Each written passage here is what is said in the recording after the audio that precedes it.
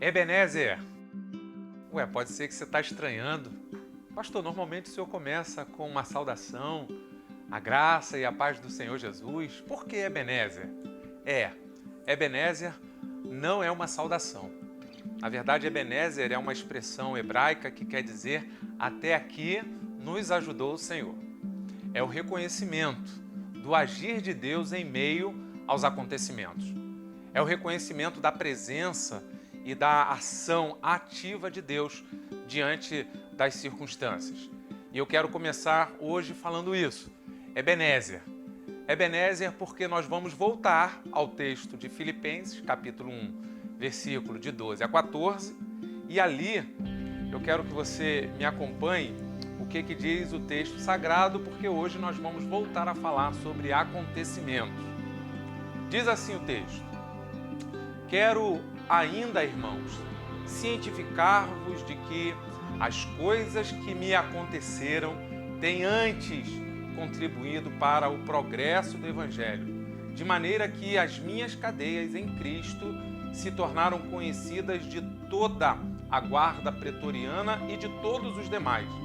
E a maioria dos irmãos, estimulados no Senhor por minhas algemas, ousam falar com mais desassombro a palavra de Deus. Eu fiz questão de voltar nesse texto, por ser um texto muito rico, e querer explorar, cavar um pouquinho mais o entendimento do que Paulo está querendo assim nos dizer. Paulo, ele vai afirmar que as coisas que aconteceram. Pastor, me fala um pouquinho mais desses acontecimentos na vida de Paulo. Eu vou procurar citar alguns. Se você curiosamente quiser pesquisar, vai no livro de Atos, é o livro que conta a história do avanço da igreja, e ali você vai observar a partir do capítulo de número 9. Vamos lá. O primeiro acontecimento que eu quero citar é a conversão de Paulo. Paulo se converte numa estrada para Damasco, e ali, depois da sua conversão, o texto vai dizer que Paulo ele começa a sofrer perseguição por ser um cristão em Damasco. Paulo então retorna para Jerusalém. E quando retorna para Jerusalém, acreditem, ele é rejeitado pela igreja. A igreja não o recebe bem como um cristão. Não bastasse isso, em outros textos, ainda no livro de Atos, vai mostrar que Paulo ele foi espancado e ele foi arrastado pelas ruas como se morto estivesse. E isso acontece na cidade de Listra. Paulo também ele sofre açoites, ele apanha com varas na própria cidade de Filipos. Paulo foi ameaçado de morte. Montaram uma cilada para ele de uma outra vez que ele volta a Jerusalém, e ali em Jerusalém, diante dessa emboscada, ele é preso no templo e enviado para Cesareia. Quando em Cesareia, Paulo ali ele é injustiçado e diante de muitas pressões, ele apresenta a sua cidadania romana e ele pede para ser julgado pelo Império Romano. Ele sai de Cesareia e ele então vai embarcar num navio como um prisioneiro de Roma. Ele vai embarcar num navio cargueiro e durante essa viagem, a viagem dura mais tempo do que deveria durar. Essa viagem faz com que Paulo pegue 3 embarcações diferentes e um dos motivos é que Paulo sofre um naufrágio durante essa viagem como prisioneiro. Pasmem. A embarcação perde a carga, perde também os seus equipamentos pessoais, os seus pertences pessoais. O texto vai dizer que eles ficam 14 dias sem ver a luz do sol e 14 dias sem ver as estrelas. Muita chuva, muito vento, muitas ondas. E não estou falando que isso está acontecendo num rio, isso está acontecendo em alto mar. algo gravíssimo, a sua vida corre perigo. Ali eles passam fome, ali as pessoas começam a perder esperança, são cerca de 276 tripulantes e o barco começa a se deteriorar até que um anjo aparece ao Senhor e eu quero chamar a sua atenção a esse acontecimento. Diz assim o texto em Atos capítulo 27, a partir do verso 21, acompanhem comigo. Havendo todos estado muito tempo sem comer, Paulo, pondo-se em pé no meio deles, disse: Senhores, na verdade era preciso terem me atendido e não partir de Creta para evitar este dano e perda. Mas, já agora, vos aconselho bom ânimo, porque nenhuma vida se perderá de entre vós, mas somente o navio, porque esta mesma noite um anjo de Deus, de quem eu sou, a quem eu pertenço, a quem eu sirvo, esse anjo esteve comigo dizendo: Paulo, não tenha medo, é preciso que compareças perante César, e eis que Deus, por sua graça, te deu todos quanto navegam contigo. Portanto, senhores, tenham bom ânimo, pois eu confio em Deus que sucederá do modo porque me foi dito. Porém, é necessário que vamos para dar a uma ilha. Então, dali, eles ainda vão parar numa ilha, e essa ilha é uma ilha chamada Ilha de Malta. Lá na Ilha de Malta, uma víbora venenosa, ela vai picar o apóstolo Paulo. As pessoas estão aguardando ele ficar inchado e morrer, e ele não morre. E as pessoas começam a ficar admiradas que tem algo diferente na vida desse homem, pensando até mesmo que ele fosse uma divindade.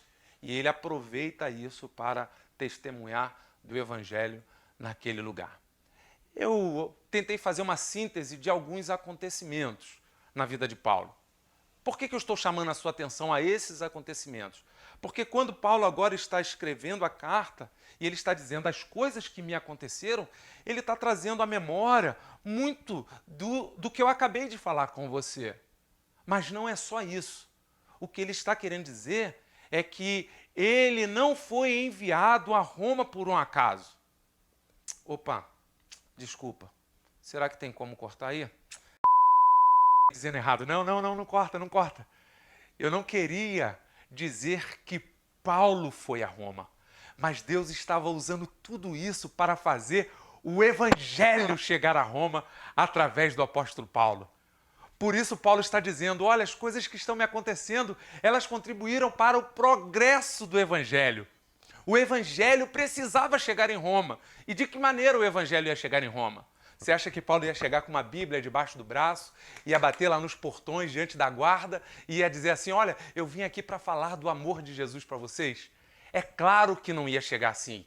Deus usou as circunstâncias, os acontecimentos para fazer com que Paulo fosse parar em Roma. Mas não era Paulo em Roma, era o evangelho que precisava chegar em Roma. Por isso que quando Paulo vai falar de si, ele não se identifica como um prisioneiro de César, mas ele vai dizer que ele é um prisioneiro de Cristo, porque ele sabe que ele está na cadeia para cumprir um propósito de Deus, um propósito de Cristo. Presta atenção comigo, só um instante. Olha aqui, ó. Eu estou aqui com um instrumento. Paulo se vê como um instrumento nas mãos de Deus. Tenta imaginar esse instrumento. Eu não sei tocar, infelizmente, mas tenta imaginar o instrumento dando ordem para o instrumentista a música que o instrumento quer que seja tocada. Não é assim que funciona. Na verdade, o instrumento toca a música que o musicista, o instrumentista quer tocar. Então, se eu quero tocar um grande louvor, se eu quero tocar um reggae, se eu quero tocar uma bossa nova, o instrumento só obedece à habilidade do tocador. O que Paulo está querendo dizer é isso. A minha vida é um instrumento nas mãos de Deus. O evangelho chegou em Roma para que os propósitos de Deus se cumpram em Roma. Como às vezes é difícil nós enxergarmos a nossa vida como um instrumento nas mãos de Deus.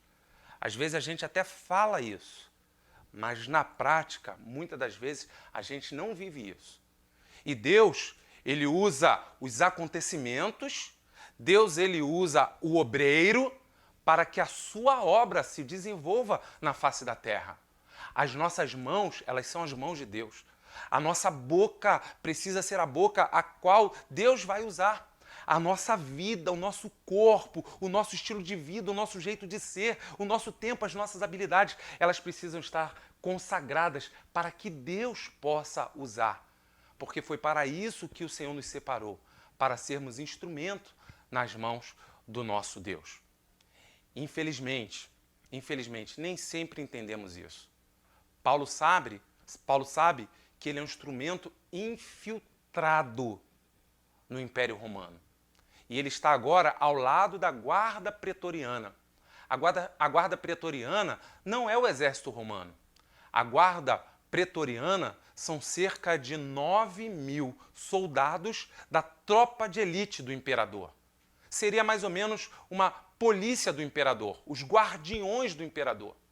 E o imperador colocou esses homens da elite ao lado do apóstolo Paulo, 24 horas por dia. A cada 6 horas ficava ao lado do apóstolo, fazendo escolta, um guarda. 4 guardas por dia ao lado do apóstolo Paulo. E sabe o que o apóstolo Paulo está fazendo nessa convivência de 6 horas com os guardas? O apóstolo Paulo está evangelizando esses homens. Por isso que ele vai citar aqui a guarda pretoriana. É por isso que ele vai dizer, acompanhem comigo no versículo de número 13, de maneira que as minhas cadeias em Cristo se tornaram conhecidas de toda a guarda pretoriana e de todos os demais. O Senhor queria alcançar Roma. O Senhor queria que o evangelho chegasse a Roma. E aqueles homens da elite do império, homens que futuramente se tornariam pessoas de grande influência no Império Romano. O evangelho chegou aos ouvidos desse homem por causa das cadeias de Paulo. É isso mesmo que você já entendeu. Paulo está preso, mas as cadeias de Paulo estão abrindo as portas para a disseminação do evangelho na maior capital do mundo naquela época, que era a cidade de Roma. São as coisas loucas de Deus. São as coisas maravilhosas que Deus é capaz de fazer. Paulo entende que ele é um instrumento infiltrado nas mãos de Deus dentro do Império Romano. Infelizmente, e eu digo isso com muita tristeza, muitos crentes não vivem o Evangelho como um instrumento infiltrado. Muitos crentes vivem com o mundo imitando o mundo, fazendo as mesmas coisas do mundo. Paulo não vive o Evangelho imitando o mundo. Paulo vive o Evangelho infiltrado no mundo. Infelizmente, existem outras pessoas que vivem o Evangelho isolado do mundo. Deus não quer você isolado do mundo. E Deus também não quer você imitando o mundo. Deus quer você infiltrado no mundo. Por isso que Jesus Cristo lá atrás, Mateus capítulo 5, ele vai dizer: vocês são o sal da terra. Vocês são aqueles que em contato com a terra, contato com as pessoas, vocês vão trazer tempero. Ou então vocês vão impedir o apodrecimento dessa terra. O sal precisa estar em contato. O sal precisa estar infiltrado. Nem sempre nós vemos o sal na comida, mas nós percebemos a presença do sal no alimento. Deus quer usar nossas vidas para o progresso do Evangelho. E que essa seja a coisa mais importante da sua vida.